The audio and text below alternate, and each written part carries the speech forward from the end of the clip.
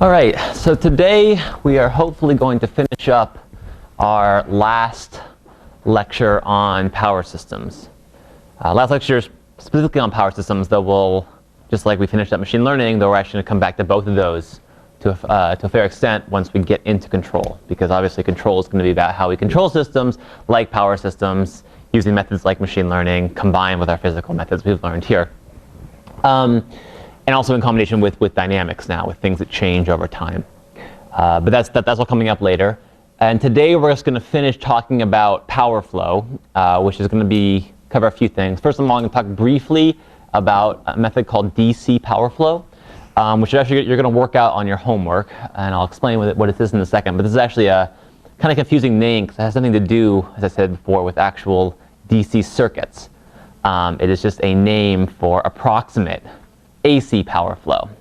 So unfortunately, it is the name that's been used for this technique, though, so we have to just go with DC power flow. Then I'm going to talk about optimal power flow, and that is how we. And actually, if you have your assignments, you can just drop them off in class. Don't worry for coming in right now.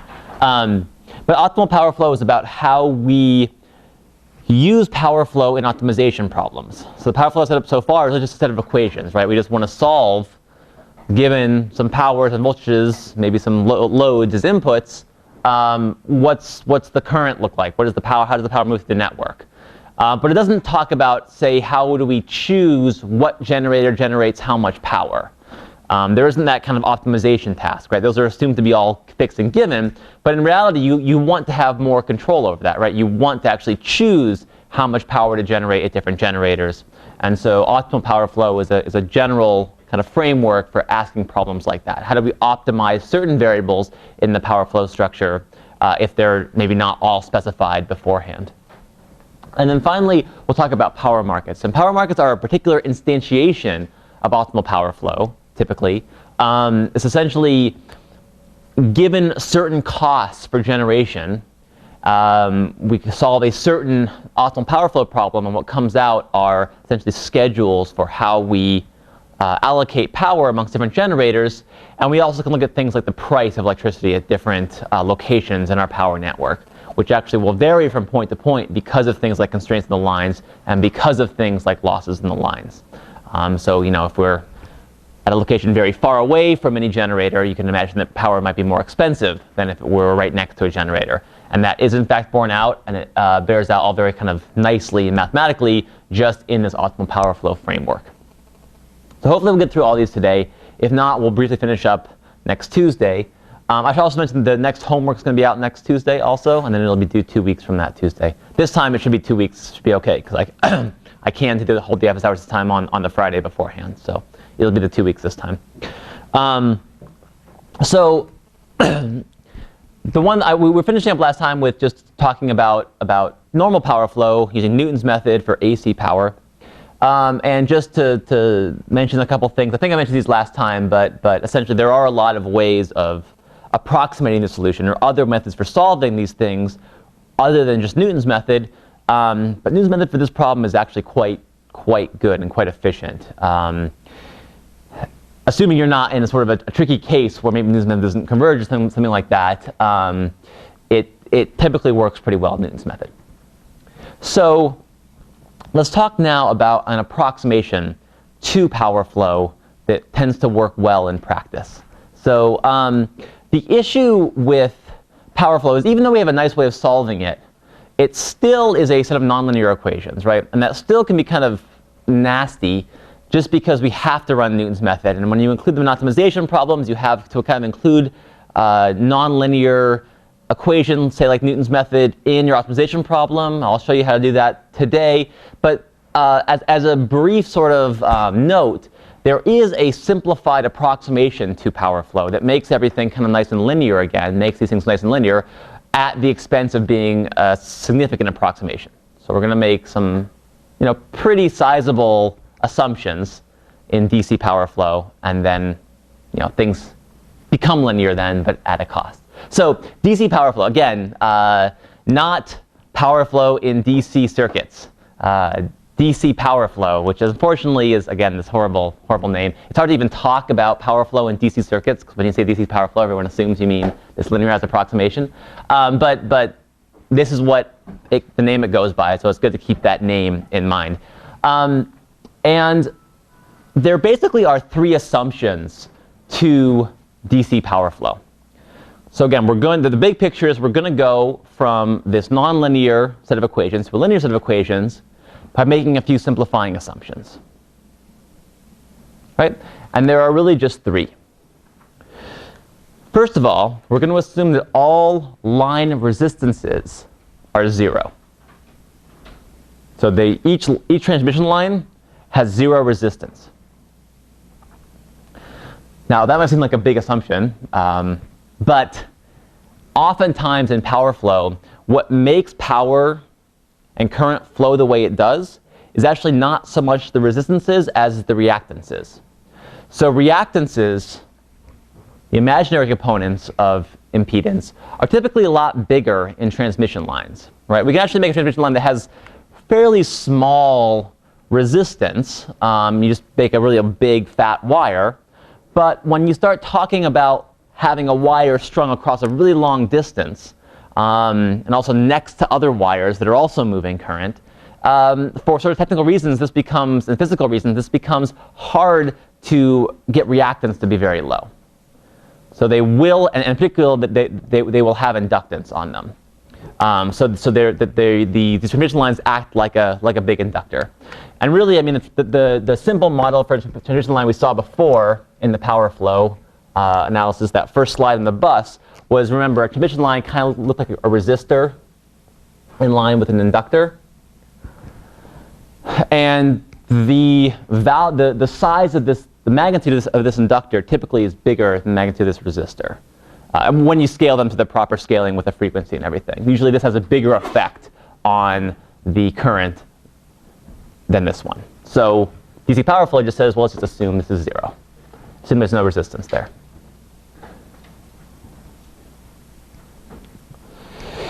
The second assumption is that all voltages are going to be equal, and typically, or equal to some fixed value, all voltage magnitudes, rather. So remember, voltage, we're representing the ith voltage, say, as the magnitude times e to the j theta I, where that's the voltage angle.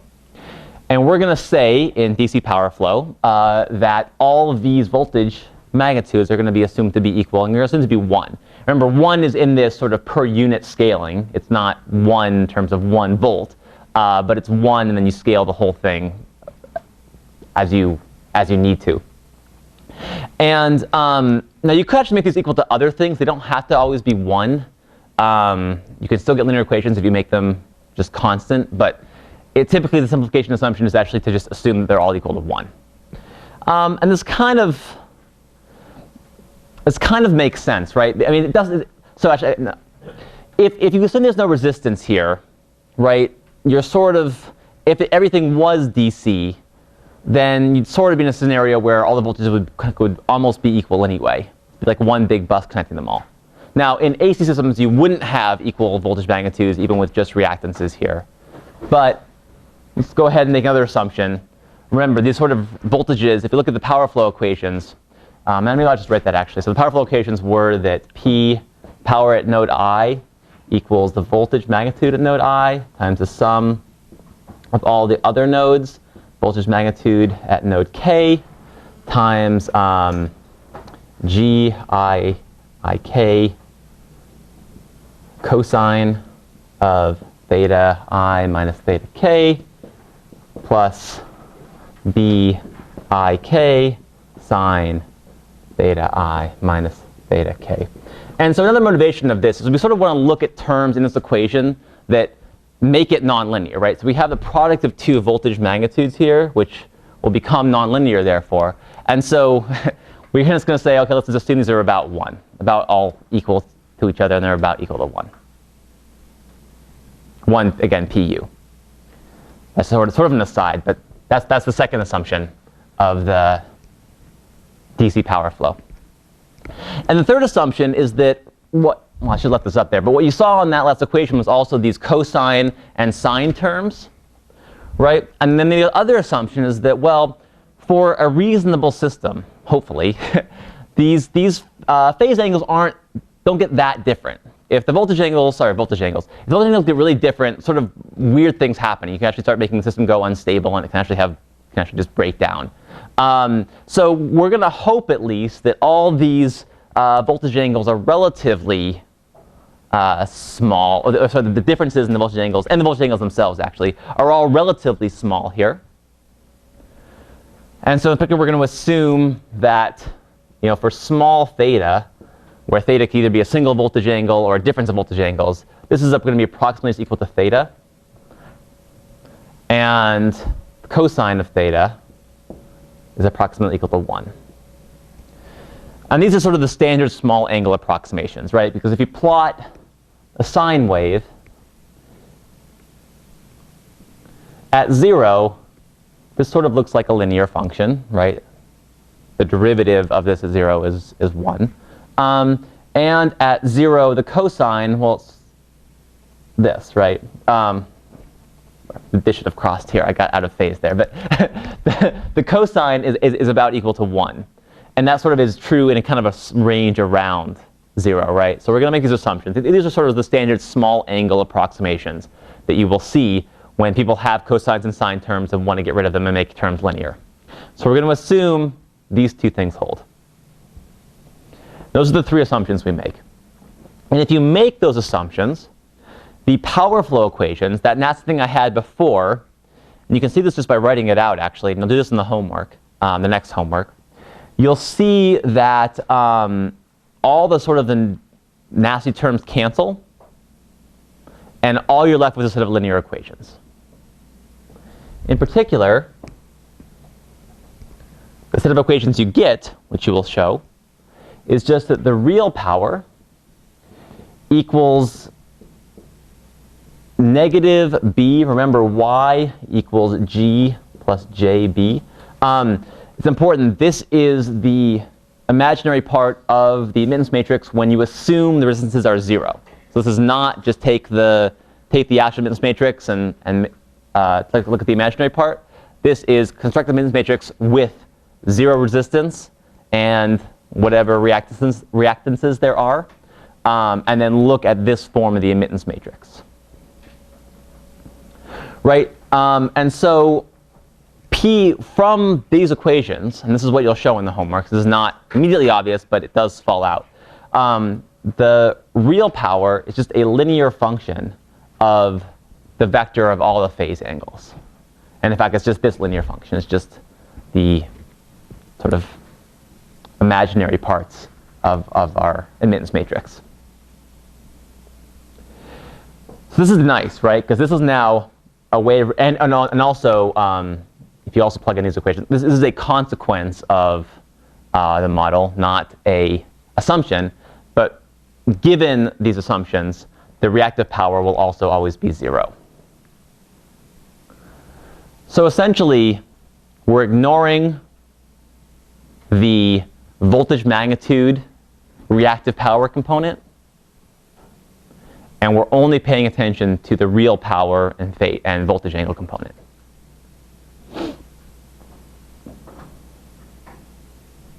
And there are also ways you can actually justify that for other reasons, like the relationships between these two are often smaller, and these often mean less because they have to kind of be handled locally, and so you might want to just care about real power. But really, I think fundamentally, it's about making an approximation that makes things work. And the reason why it's called DC power flow is that this looks like the equation for a DC circuit, right? This sort of looks like I equals YV.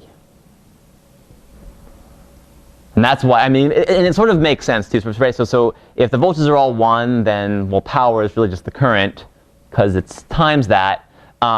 Negative B is sort of like an admittance matrix where you, instead of resistances, you use reactances. And then the voltage angles kind of take the place of the voltage magnitudes in this normal linear equation for DC circuits. And this is why it's called DC power flow, though it really, again, is a horrible name for it. What it really should be called is something like linearized approximate power flow or something like that. But I guess it doesn't really catch on. It's not quite as catchy of a name. So these are the set of equations you get. And once you have these solutions, just like you did with power flow, you can compute how current must flow through this network. Right? So even though voltages are all the same, current is flowing due to differences in the phase angles. So current can flow either due to different voltages at different nodes or due to different phase angles. And this makes current flow just due to different phase angles. And to see this, we can just plug in, again, Ohm's law, right, which says the current from node 1 to 2, well, that will equal, this is complex current, remember, though we'll see that those actually won't really matter, but it ends up being just a real number, or rather only the magnitude component of it really matters. So V1 minus V2 over R12 plus J X12, which is the reactance, right? So this is Ohm's law for that line.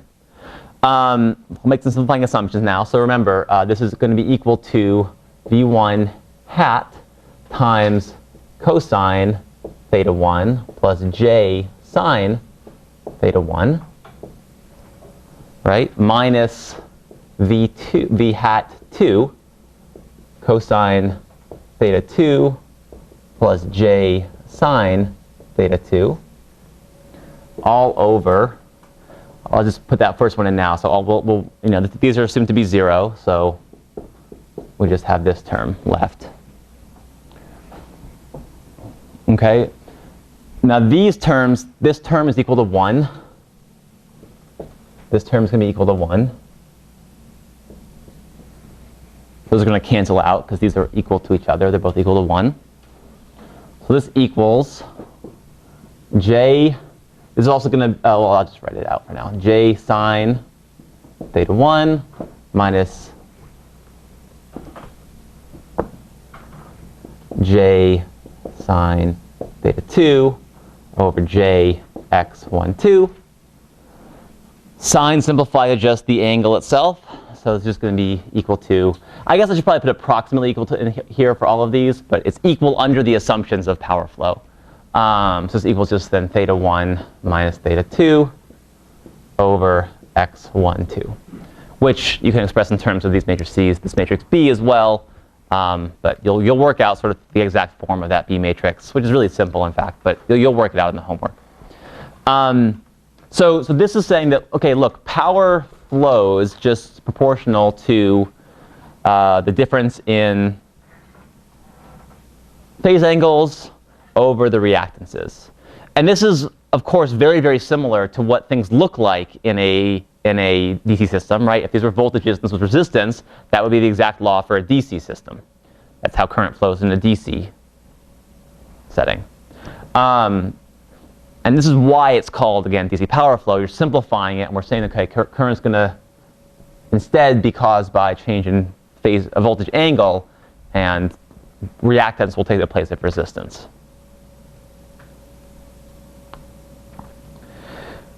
So in the homework, you're going to both, and now that everyone's here, the homework's going to be out on Tuesday, the next homework, and it'll be due 2 weeks from then. And this homework, you'll go through the DC approximations to power flow, kind of derive all these little things. I left some parts out of this derivation, like this part. I didn't quite say why that happens. You'll go through that. And then you'll also compare it numerically to the AC power flow solutions and see how close they are. Obviously, AC power flow is not going to, or so DC power flow will not give you actual voltage magnitudes, but it can still tell you how much current's flowing over these things, or at least the absolute magnitude of current.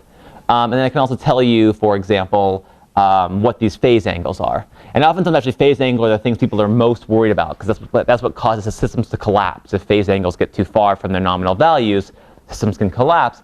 And so basically, how good of an approximation DC power flow can be in terms of the phase angles is really an important question.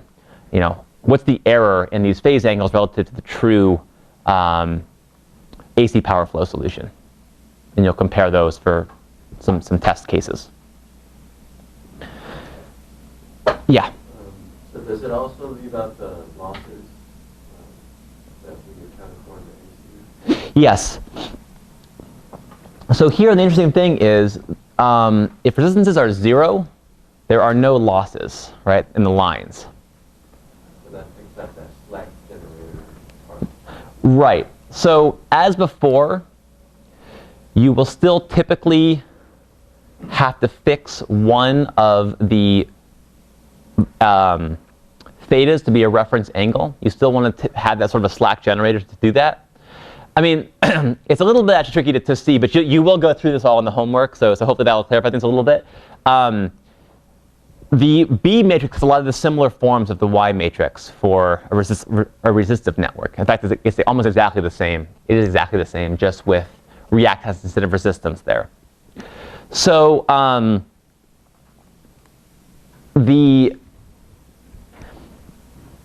the losses, I mean, you don't get losses, but you do actually have to require that your powers now exactly sum to 0, right? So if you have loads, you have to make sure that your powers add up to that.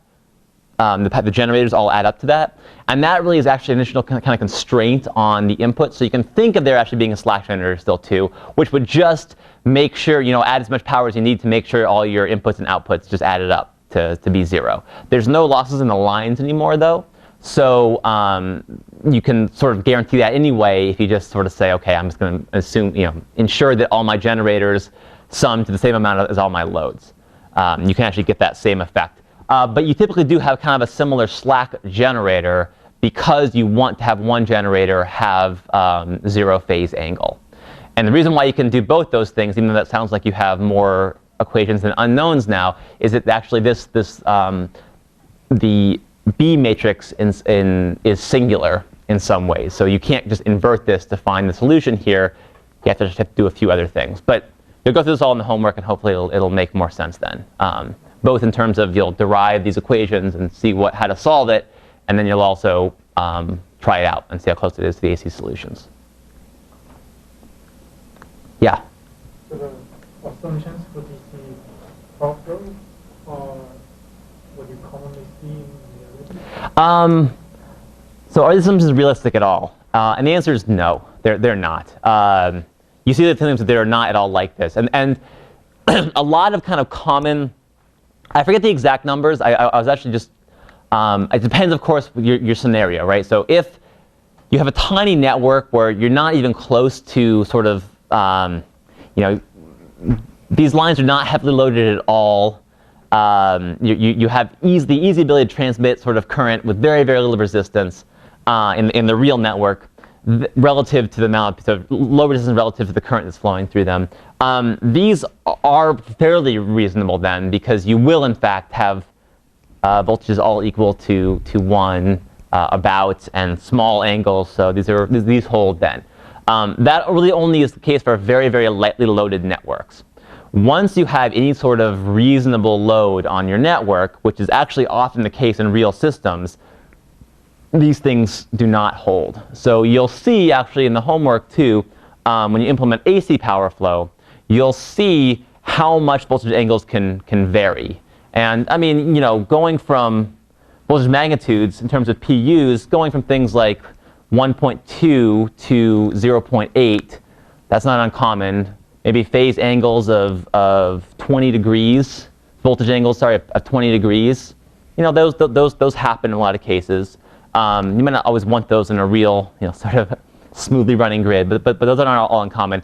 And at that level, these things do start to be, fairly heavy approximations.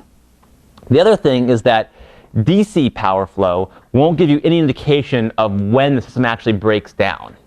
So we've made these assumptions, but as this difference gets bigger and bigger, this is a worse and worse approximation. And in fact, physically what happens is these equations no longer have a solution anymore. And DC power flow, though, because you sort of plug these things into the approximation, will just be happy to always give you a solution. You can keep generating more and more power. Bigger and bigger phase angle differences that are meaningless, over 90 degrees in the voltage angle differences. I keep saying phase angle, I mean voltage angle here. So in that case, it doesn't provide you any knowledge of when things are going to break down or not. So it's sort of the case where it's interesting that these things aren't actually that good approximations in practice, but they're still used just because they're so much easier to solve in a lot of cases. They're not always used, for example, and they're used in certain situations. So for example, they're often used in power markets, which is what we'll talk about at the end of the class today, or possibly on Monday. Because in power markets, the goal is more just to kind of get a rough idea of how much power you want to generate at different places, right? And you want to solve an optimization problem again and again and again. And in that case, you might be willing to sacrifice kind of physical accuracy for the ability to know you're going to get a solution and to know that you can do it really fast. Make it a quadratic or linear program, say, for example. If you actually want to analyze how power is going to really flow through a network, and you're really concerned about things like stability of your system, you would never use DC power flow then. But depending on the domain, you may or may not want to use it. Is the quick answer, I think, but there are probably exceptions to that even. Okay, so that's all I'm going to say about DC power flow. We're going to do it on homework, and we'll probably also come back to it when we talk about dynamical systems and essentially doing control, respecting power equations, just because, especially when we talk about doing big optimization problems, it can be oftentimes a lot easier to just use these linear approximations instead of the true nonlinear equations. Having said that, though, let's talk about now how to do optimization with the real nonlinear equations. So stepping back for a second. The big picture of power flow is that, as what we've seen so far at least, is that what we are given for a slack generator is we are given its voltage magnitude and its phase angle, which equals 0, voltage angle. We are given, for PV generators, we are given the voltage magnitude, and we are also given the real power. And for PQ loads, we are given the real power and the reactive power. Right, so those are 2n knowns, things that are assumed to be fixed. Now, the corresponding ones here are the 2n unknowns. I won't write them again, but for this one, it's the other. For all of them, it's the other 2 variables here. And as we know, we have 2n equations that determine the power balance. So the answer is completely determined by the inputs, right? It's a set of equations. But the reality is that we don't always want to think of all these things as known, right? We can set them. I mean, we're saying that they're known because they're controllable by a generator operator, for example. But if they're controllable, well, we also might want to know what would be the best way of actually controlling these things, right? Well, what would actually give some sort of good solution to our network? You know, may have fewer losses or minimize the price of generation. So that's the scenario of optimal control now. Sorry, optimal power flow now.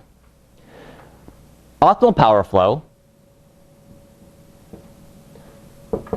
is these 2n variables are not all specified. Maybe some still are. For example, the slack generator, you probably still just want to fix those to be the values that you, as reference values. Maybe some of your generators, they have to produce a certain power. They can't produce any more or any less. Those would be fixed variables. Maybe your loads, you can't change them, right? Just assume that loads are just fixed. So some of these are still fixed, but some of them aren't fixed, like the generation of each different generator or the voltage at each different generator. Those we have some control over. So the question is, how should we control those or set those to optimize some objective of the system. And this generally goes by the name, anytime we sort of want to optimize some objective subject to these power flow constraints, that goes by the broad term of optimal power flow. Now these things we might want to optimize can be sometimes much easier, sometimes much harder to optimize, depending on our objective. Maybe sometimes we have to sort of treat power generators as either being on or off, which tend to be hard constraints when you have these sort of binary decisions to make. But as in a broad sense, all these things go under the umbrella of optimal power flow. So the general formulation then is just Z is the same variables as before. Z is theta, voltage magnitudes, voltage angle, voltage magnitude, real and reactive power at each different node. And the way we're going to write this is treating this whole thing as a variable in our optimization problem. So we're going to treat this whole thing as a variable. Not going to assume it's known, or certain elements are known quite the same way we did before. This whole thing becomes a variable. And then we optimize some optimization problem, some objective, with respect to that variable, subject to certain constraints. Right? And one of these constraints is just our power flow constraint. You have to satisfy that. Can't get around that. The other things, though, this really can be anything, and the objective can be anything. And so, for example, one of our equality constraints probably would be theta 1 equals 0. That's actually a constraint in our formulation. Now, remember, we could, if we know theta 1 equals 0, we could do two things, right? We could just eliminate it as a variable entirely, probably, and change the other equations to account for the fact that this is in fact known. Or we could just, in our optimization framework, have one of the constraints be a theta 1 equals 0. That might seem redundant, but it actually oftentimes can be much simpler to input things that way than it would be to try to eliminate the variables entirely from the optimization problem. But generally speaking, we can have a lot of constraints here, right? So, for example, we could have a constraint on, the theta 1 being 0. Maybe we just assume that the loads are fixed. So we'd also have constraints that say P and Q for the PQ buses. Those are all just some fixed value. Those would be other equality constraints in our optimization problem.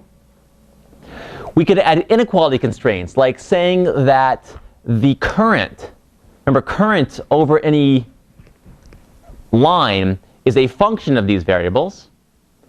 So we could add a constraint that says the current over this line, say the magnitude of the current, can't be bigger than some quantity.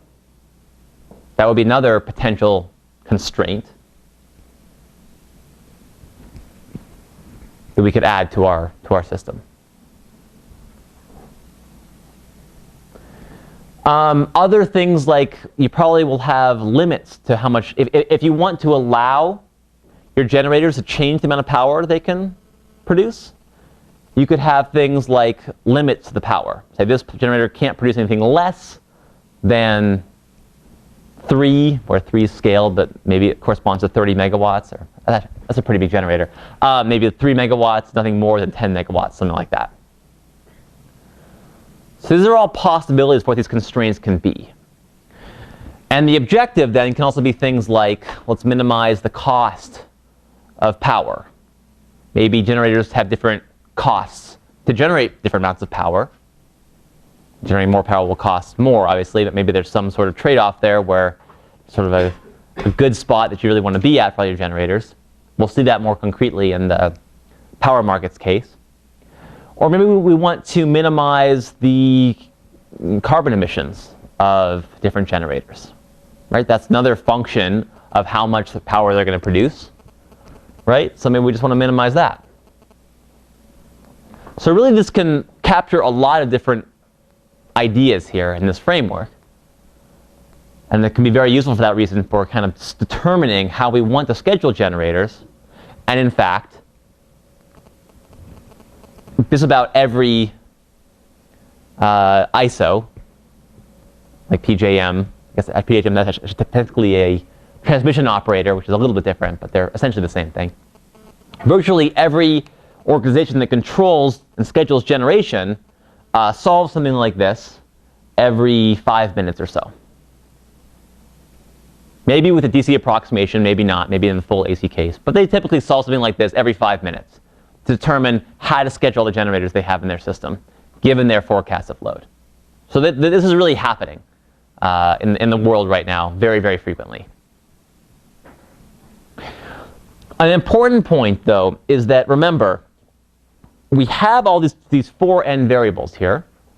But in order for this to be a real optimization problem in some sense, we have to specify less than 2n of these, right? We can specify some in our equality constraints. But if we specify all 2n of these, any 2n actually, this just becomes a power flow problem. There's only one going to be, maybe a couple because it's nonlinear, but basically usually one solution to this problem now. The interesting part comes when we have to specify less than 2n variables, and then you can optimize things like power generation to account for your constraints and to optimize your objective here. So that basic idea makes sense to everyone. Are there any questions on this sort of basic idea here? Yeah? In the PGM case, what are the things that are, what are the things that they're optimizing for? What are the variables that they're changing?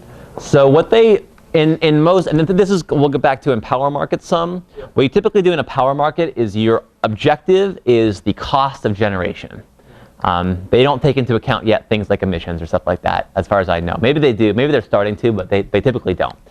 Your objective is minimize the cost of power. And your objective, then, what it actually has is it has cost functions for each different generator, how much it costs them to generate certain amounts of power. And they actually, the generators submit these bids in the form of kind of cost functions to PJM. PJM solves a big system to account for all of this, and then that's how that all is processed. The constraints are things like, some of the constraints are just the actual loads themselves. They assume they can't change those unless you have things like demand response, which exists on a small scale, but not yet to a large degree. And then the inequality constraints are things like transmission line constraints and also generation constraints. I mean, you can't generate more than a certain amount at certain places, but then also you have to obey certain constraints on the grid itself. You can't transmit more than some power over a certain line. So basically the variables that correspond to the generators are the VIs and the PIs then, and that's what they're... They usually don't change voltage that much. It's mainly just they're changing power. And because, so reactive power is kind of a weird thing in these power markets. So oftentimes they actually will just use a DC power formulation and just ignore this entirely. Reactive power, the thing with reactive power is the actual losses of reactive power. So how much you sort of lose in reactive power when it's in a transmission line, because the inductances are larger than the resistances, you actually lose, in some sense, a lot of reactive power, and you have to kind of provide support for that more locally than, like, you can't generate reactive power in a plant in Pennsylvania and supply it to DC. That just would be impossible. Okay. But the variables typically are the power that each generator generates, and the objective is minimizing the cost of generation for all these things. Okay. They assume the rules are fixed. Yes, they will predict, use their forecasting to predict what the loads are going to be in 5 minutes, and just also the current loads. I mean, in 5 minutes doesn't change too much, right? So they use their forecasting to predict what the loads are going to be in 5 minutes from now. Run this big equation like this to see, how you should turn on and off generators based on this. There's also other constraints too, like you can't turn on and off things too fast. You can't ramp things up and down more than a certain amount, but we'll ignore that. So they assume they're going to predict what all the loads are going to be in 5 minutes from now. Solve this problem to figure out what generators they should turn on or off, or how much they should ask for from each generator, and then just tell them generate this much. This is only remember, this is only sort of a first estimate, because that, in the second by second sort of time regime, this will actually vary some. And that sort of smaller scale catching up is provided by different things, provided by regulation services, and provided by essentially, they handle that in a different market. This sort of stuff is just to handle kind of the broad, we know approximately how much people are going to consume. Let's just plan for that. And let's, any deviations from that we'll handle in a different market. This is sort of the 5 minute. They also do this a day ahead too. So they run it once a day ahead, sort of get the real big time frame stuff using that forecast from a day ahead. And they also update it every 5 or 15 minutes or so. I think it's 5 for PJM. There will be some typical demand. Yeah. So they use that, exactly. They use the predictions to assume what the loads are going to be. They use their predictions for what the load. I mean, they don't know what the demand is going to be a day from now, right? So they use their predictions for the load and assume those are fixed. No, it's not like fixed like that. It's fixed in terms of they know what it is. So for a given solution to the optimization problem, they assume that it is known and given to them. Yeah. So do they solve the power flow model separately from this optimization? No. So this optimization problem has the power flow as a constraint. So every solution to these problems has to also obey power flow. And this is tricky now because now you have an optimization problem with a nonlinear constraint. So we'll see how to solve that. And I mean, power markets is one application of this. It's sort of the most well-known one because it's what's done all the time right now. But there are other things you can solve in general under optimal power flow frameworks, right? You could also do things like minimize reduction emissions or schedule, storage, things like this. And we'll get to that more actually later in the class as well. All right, so this is now a non-convex problem, a non-convex optimization problem, right? But before we typically dealt with, like in machine learning, we dealt with convex problems. So things were nice because we could plug them into YAML, things would work pretty well. We could transform it to a quadratic program, or maybe just prove that the Hessian was always positive definite. I guess we just didn't do it that way, so ignore that last comment. But we dealt mostly with convex problems in machine learning, at least, that sort of unit of the course, right? The problem now is that this constraint, as we saw before, is nonlinear. And that makes optimization a lot harder. And unlike convex optimization, we don't expect to be able to get exact solutions anymore, or optimal solutions necessarily, globally optimal solutions. We're now in the non-convex regime. All we can kind of do is get maybe approximate solutions or maybe a good solution, if not the optimal one. Now, this sort of the same caveat held for just solving this thing, right? We don't know that we can even solve that, find a solution to that nonlinear equation. That's also hard in general. But yet, Newton's method worked pretty well. And like Newton's method worked kind of well for that, we can devise optimization methods that are really almost exactly like Newton's method. They use the exact same kind of methodology here, that also include constraints like this. So before that, though, I should mention that in principle, we could just actually plug this into our favorite solver, right, YALMIP. YALMIP can actually, in theory, handle non-convex constraints. You can try it, and it almost certainly will not work. It's just very bad at handling certain things. It doesn't really know the specifics of how to best handle them. And so in practice, we're going to actually develop our own type of solvers for this kind of method. And they look just like Newton's method, essentially. So the basic idea here is that we're going to develop a method like Newton's method for, rather than just solving a set of equations, we actually solve a optimization problem. That's what we're going to cover right now, how to do that. Again, could solve it in YALMIP. It's not going to work very well. I'm going to assume the following. I'm going to assume that in this formulation, let's assume this is the only non-convex constraint.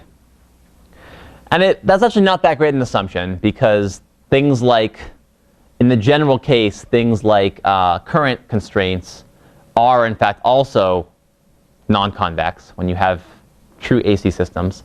But they can be approximated pretty well with just linear constraints. They just assume the voltages in any two nodes don't get too far away from each other, and not assume, require the voltages don't get too far away from each other, and require that the voltage angles don't get too far away from each other. That works well for assuring that maybe current won't get too big too. So let's assume these are all convex. The problem would be convex, and we could solve it with our, say, quadratic program solver, if only we didn't have this equation here. So how do we go about solving that then? And the basic idea is, just like Newton's method, we're going to linearize. Remember, Newton's method kind of linearized the power flow equations and then solved this in an iterative way. What we're going to do is very similar. We're going to take the power flow constraint and linearize it using this Jacobian.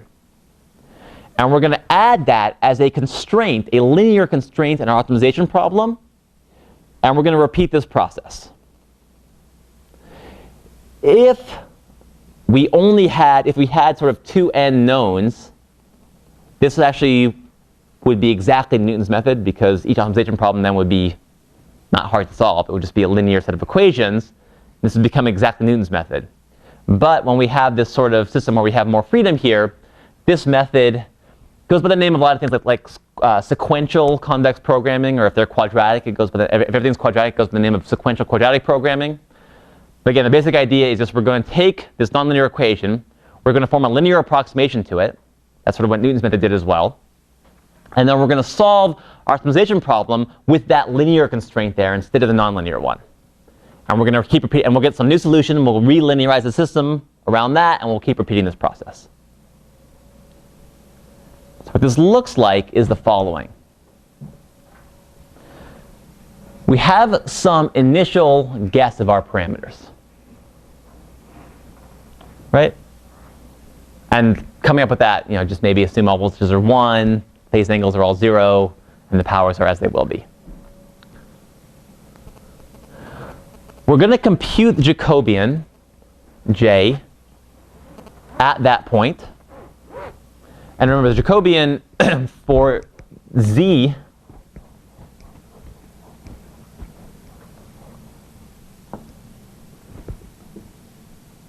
is an R and 4n variable. G, which was our function last time, it was our error function for the power flow equations.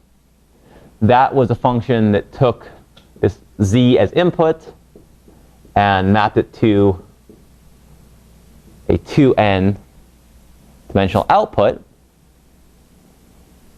So the Jacobian, J, the Jacobian with respect to Z, of G of Z,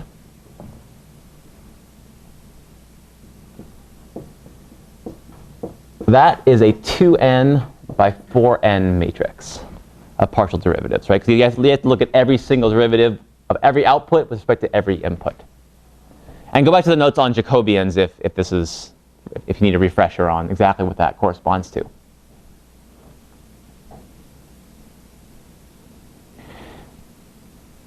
Now, we compute the Jacobian, and we solve this optimization problem, where everything is the same as before, except we have this additional constraint here, which is a linearization of the nonlinear constraint. So if you have some function, f, I shouldn't have done that yet. Let's draw a simpler function. So a function f with a 0 point there. And we want to constrain f of x to be 0. Well, if we're right around here, actually, let's say we're over here, something like that, at this point. This is just Newton's method again. What we do is we form this linear approximation, and this thing here is f, I'll call this point z here. This is f of z plus the derivative f prime at z times z, or rather x minus z. So in this case, we have one input and one output, so this just gives us an actual solution for what x has to be to make this hold. In the case where we have more inputs than outputs, though, we're no longer going to know what the solution is to this system of equations, but we can still constrain it to be 0. So this form here is exactly like that. This is saying that the Jacobian here of our optimization variable minus our initial point where we took the Jacobian, I think you can say maybe plus g of our, evaluate our initial point here, that has to equal 0.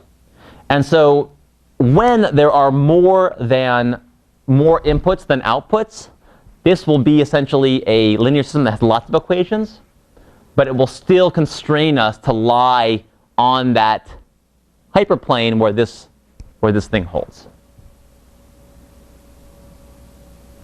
This is one of the trickier things to sort of understand, I think, in terms of optimization. But this is essentially just like Newton's method, just when we might have, for example, more inputs than outputs. And we iterate this with these additional linearized constraints here. You will implement this on the homework, but this is going to be just for the 8:30 students. So try to understand conceptually what it's doing, but this is getting fairly detailed here. So if you don't understand it, you can think about it a little bit more, and hopefully, and come talk with me in the office hours. Hopefully, this can make sense. But basically, what we do is we compute it we compute the Jacobian. We repeat the process here. Sorry, we compute the Jacobian, solve the optimization problem here, and then set our z0, our initial point here, to be the solution to this problem. So what it's doing is we're solving this problem, but we don't really know the value of this constraint. So actually, let me put it another way. If we knew the optimal solution to this original power flow problem, right, then we could plug this in. This is sort of the correct point, so we have sort of the best approximation we can have to this thing. And then what we will get out from this is the same solution as we sort of started with. We'll get back the optimal solution because at this point, the optimal solution, this thing holds. So this is, in fact, equal. And we'll get our optimal solution, z. And all we're really doing here is we're just starting some other initial guess, solving an optimization problem, relinearizing around that new solution, and then repeating that process. And by doing that, you can get, oftentimes, a good solution to these kind of problems. This is called, as I said before, sequential convex optimization, because you're solving a sequence of optimization problems. When these are quadratic programs, it goes by the name of sequential quadratic programming, which is a fairly well-known term. In fact, you can actually approximate other terms as well with their linear terms, not just this one, but we won't worry about too much about that. Just the idea is to get a conceptual idea of what's going on here, where what we're doing is we're solving this hard problem. We do it with something similar to Newton's method, but where we're actually optimizing each time instead of just solving a linear system each time. So any questions about this?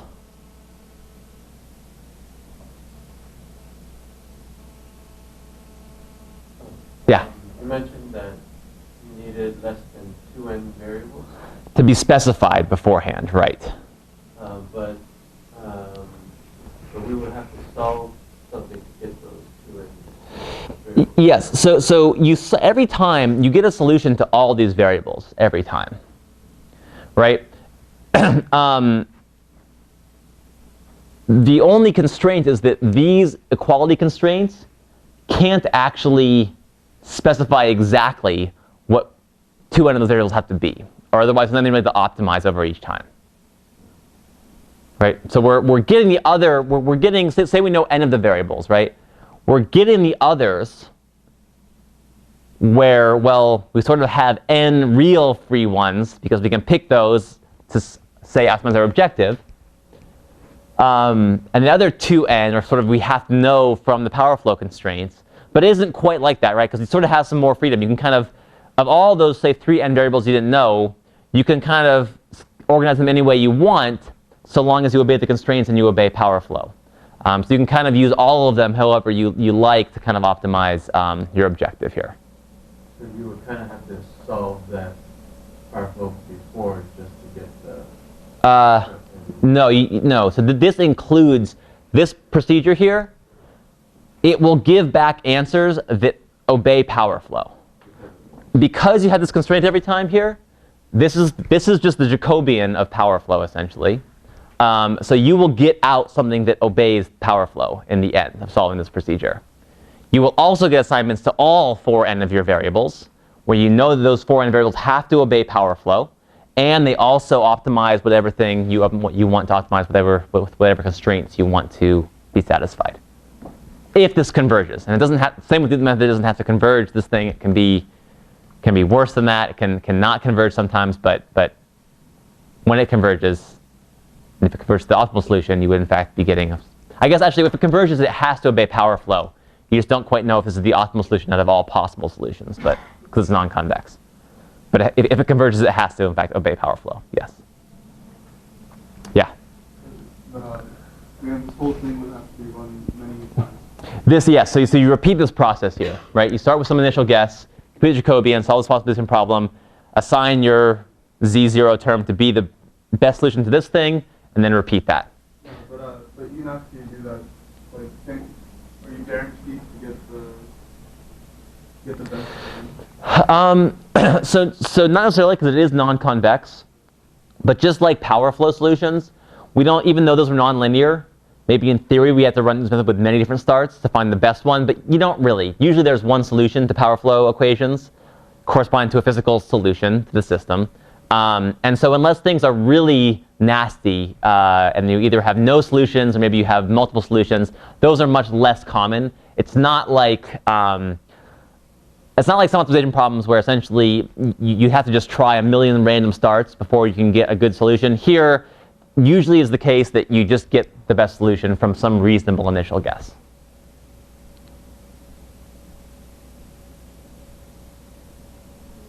What do you mean by reasonable? One that is physically kind of makes sense. So a common initialization, for example, remember our variables are phase angles, voltage magnitudes, real and reactive powers. So a common starting point might be, let's make sure that the power of all the generators, we can specify those maybe, let's make sure that those sum to the powers of the loads. This is not going to be what you actually need in the end because you need to account for the power and that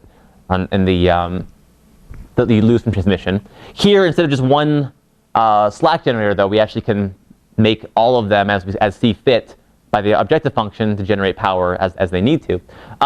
Maybe, but say if you start off with saying that the power of the generators has to equal the power of the loads.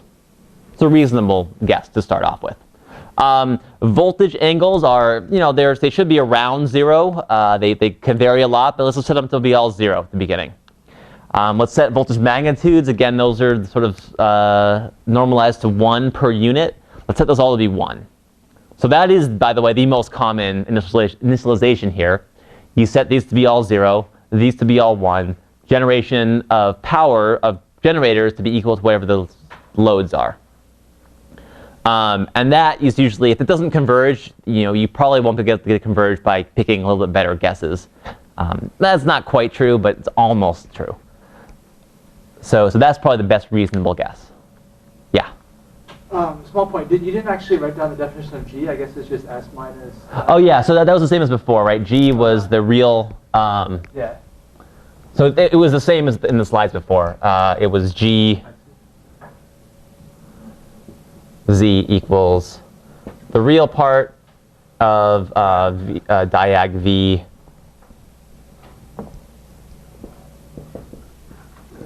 V, Y, V minus S, and then the imaginary part of the same thing.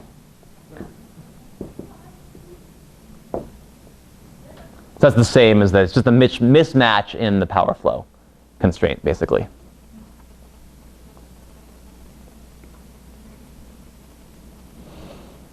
OK, so let's take an example now. Let's take the example of this system. Has a slack generator. We're still calling a slack generator, even though we can actually use all other generators to power the resistances as well now. We're just calling it slack because we're going to fix its reference voltage and we're going to fix its voltage angle. We don't have to do that, actually. We could allow its voltage angle to, or its voltage magnitude to change. It's just that when you start getting things that are, if you allow those to be optimized kind of arbitrarily, you might get like a solution where you have all the voltage angles being equal, or all the voltage magnitudes rather being equal to 100. And that's not very realistic. You can't do that physically. So it's good to at least fix one of them to kind of establish a baseline for where you're doing it. These are kind of little tricks you pick up as you do this kind of stuff. Knowing what variables you need to set and which ones you don't need to set, those are all kind of tricks of the trade in some sense. But let's say that these two are specified here. We have another PV generator, and we're not going to say how much power to generate here anymore. We're just going to say, let's just generate this at a voltage magnitude of 1. And again, we actually could leave that out also, but then it might really bump up that thing really high to get real few losses and things like that.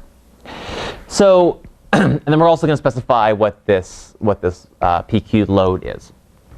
So the only difference between this and the straight power flow, we have n is equal to 3 here, and we have 5 knowns.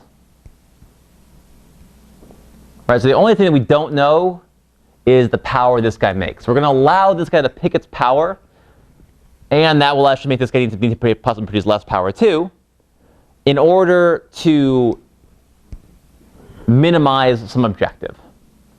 And our objective here is going to be the cost of generation.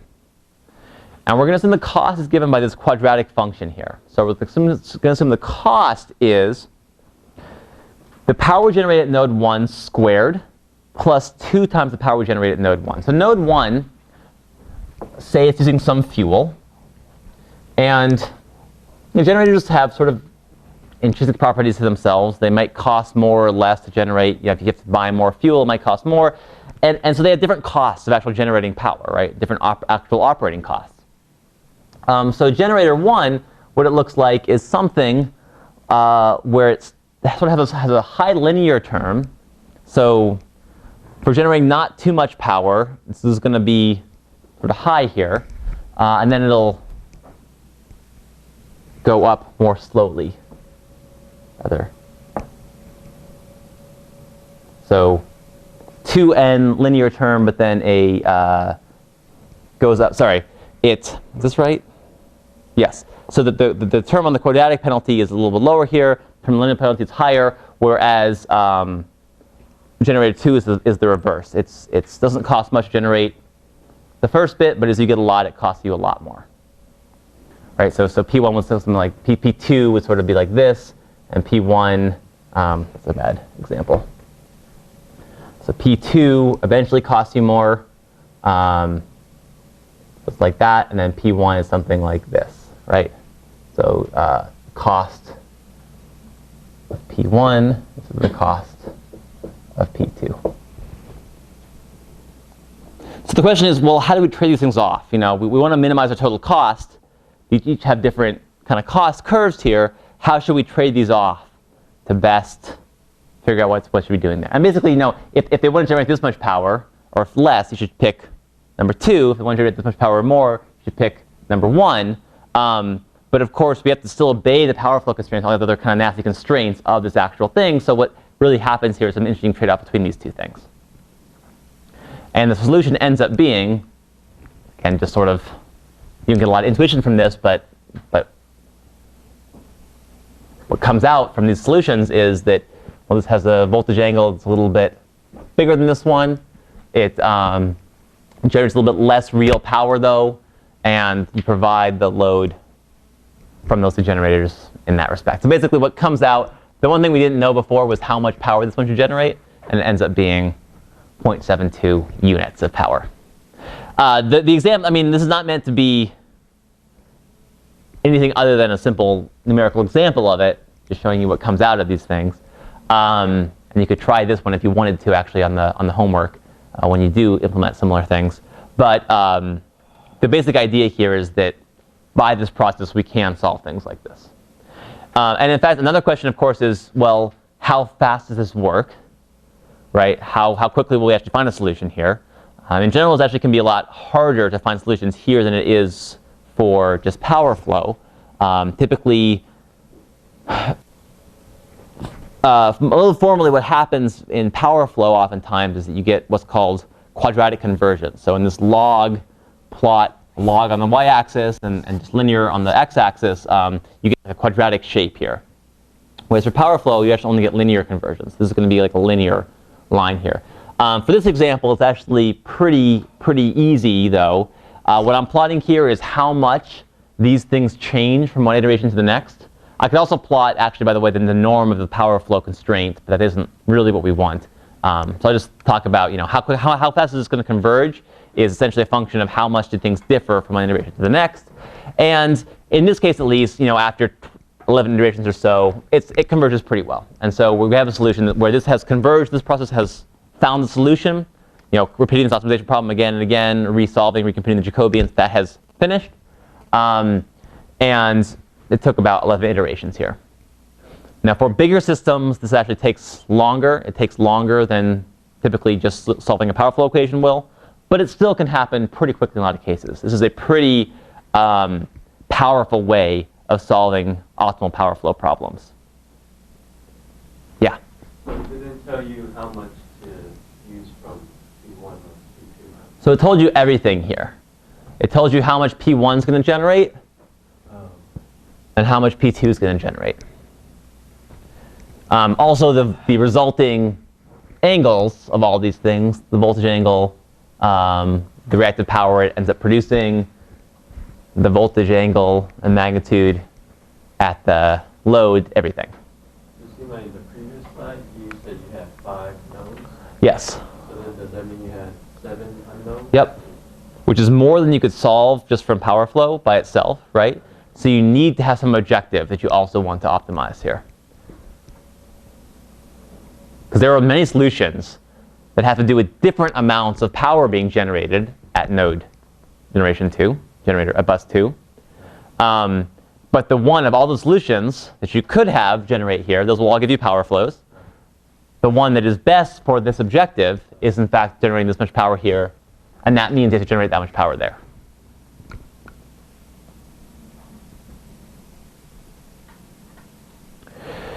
Okay, so now let's talk about a particular example of optimal power flow, which is how we get our power from PJM and others. And maybe I'll only start, I think we might have to finish this up next time, but I'll start to give kind of an idea about how this works. So the question really is, how do we, as say PJM, how does PJM really, how do they determine how to schedule all their generators that they have at their command? Right? And in fact, it's even a little more than that, because PJM does not actually own these generators. They cannot decide, they don't know everything about them, they can't decide, okay, we're going to turn these ones on right now, our operators are going to do that. I mean, they do end up telling people to do that, but they can't decide unilaterally, we're just going to do it like this because it's best for the whatever objective. They don't own all the generation. Utilities do. They just oversee all this. Different generators might have different costs, right?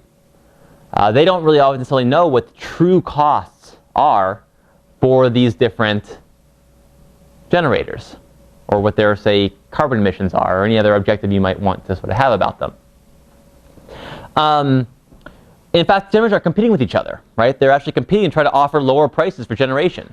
You want this because you want to have kind of an open market where generation can compete with each other to hopefully lower prices, in the ideal case again.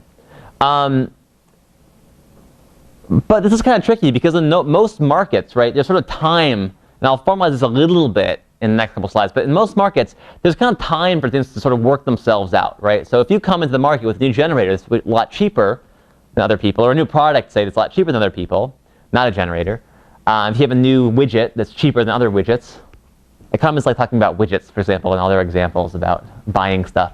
If you have a new widget that's cheaper than other ones, well, maybe people won't stop buying that immediately, but pretty soon they'll see this one's a lot cheaper. I'm going to buy that one instead, and the market price will adjust according to your ability to produce these things at a lower price. In power generation, though, this is tricky because if you come on the market with a new low-cost generator, well, people can't really just go to you and say, well, I want your power. I want it this second when I turn on this light switch, right? You can't really bargain. You can't have the normal market mechanisms work themselves out. In the meantime, you have blackouts, right? Things like that. We need a way of actually ensuring that we always do get the power that is coming, that we sort of want, while also allowing for some amount of free market in here. And this is what the operators like PJM handle. They're independent utilities, and they handle these markets. They coordinate these markets. So just a quick, should we even get into this? Yeah, maybe I'll describe this. Let me see what the next, okay, yeah. I'll describe this, and then we'll stop here, and then we'll get into how this actually works in power markets later. But this whole set of terminology, in economics at least, goes by something called the theory of the firm. And it's not going to get into the details here at all. But essentially, if you have some cost function on how much it costs you to produce items, right? So suppose you want to produce a certain number of items, and then this is kind of a short-term cost. This is sort of right now, if I want to order this many items, how much is it going to cost me? This is not like if I want to build a new plant later to produce more items, what's it going to do? And so really what happens here usually is that the price actually goes up as time goes by. Sorry, not as time. As you produce more and more items, actually the relative cost increases more and more because maybe the materials are harder to get. You have to pay more to get them shipped faster, things like this. So you take some cost to produce none because you have some sort of initial setup cost. But then after this, you have some cost to produce the more items. And that's what we're going to call C of Y, where Y is the number of items. And now the question is, how many items should we make to maximize our profit? Simple question, right? This holds this in the same way for generators, but again, it's trickier because it's coordinate things there. And the answer is really simple, right? Well, there's some price of the item, some market price that we can get per item. So we're just going to maximize the market price times the number of items we make minus the cost it takes us to sell those items. And now by simple derivation, well, this is going to be at its maximum when the derivative of this equals 0. So that would just be the derivative of that with respect to y will be just pi.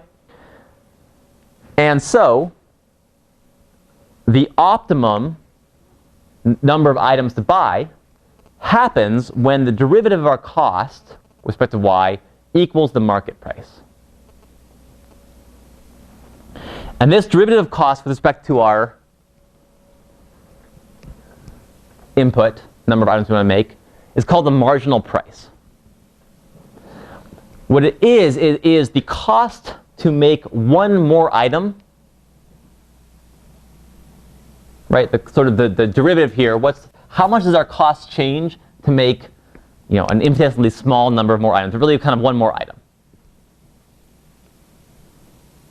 And by the above relationship, we know that a producer will produce items up to the point where the marginal cost equals the market price.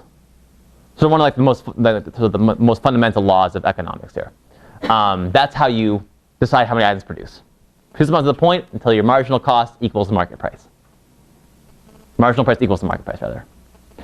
And as I said before, in a traditional market, there's lots of ways that you can do this. The market price is set by this interaction of supply and demand. So there'll be some notion of what people want in terms of how much they're willing to pay. There'll be similar demand curves as supply curves. And these things will all find an equilibrium point and everyone's happy. And here we can't do that anymore. So the difference is, first of all, in power, well, we need to instantaneously respond to whatever people are currently using, right? We can't let the market settle by these bidding system while people, meanwhile, go without power. We can't, unlike really any other good that people talk about economics with, you can't store yet energy.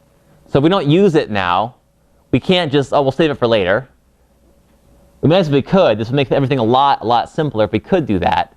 It would change, in fact, almost the entire complexion of these kind of markets if we had cheap, massive energy storage. But we can't do that yet. So unlike you can fill a warehouse full of tools, you can't fill a warehouse full of energy. And demand, unlike most markets, is viewed as being fixed. So most markets have demand curves along with supply curves. And the demand, if people use a certain amount, then if you charge a certain amount, people will use less. There is obviously some of that in electricity, but it isn't that big an effect right now. You don't probably think about how much it costs you to flip on a light when you turn it on. Maybe in terms of like an air conditioner, you might say, okay, if I was set at this temperature, I'm going to charge this much more. But a lot of people don't. And from the side of the market, at least, this sort of instantaneous response, typically demand is viewed as being fixed. It's just we're going to assume there is some demand, and we have to do whatever we can to meet that. We're not going to try to worry about, oh, well, if we increase prices a little bit, it'll make demand less. No, we're not going to think about that. We're going to assume demand is just fixed. And finally, when we actually talk about distributing power, we have to obey these laws of physics, right? We have to obey the power flow constraints. We can't just ship some power that's sitting over, some energy that's sitting over here without worrying about the fact that it's to go over transmission lines.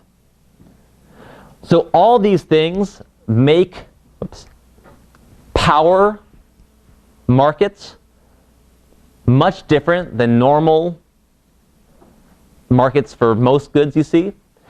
And because of this, the system of these ISOs has evolved to allow for these things to take place. And what they do is they solve optimal power flow equations very, very frequently, given certain information about the generators and certain information about the demand, to essentially overcome these problems, to mitigate the problems that we have due to all these things that are features of the energy market. Okay, so next time we will finish up power markets. There are only a few more slides, I think, so we don't have too much more to do, but we'll just leave it till then, and we will start our final unit of the class, which is on control. The homework will also be out next Tuesday as well. Great.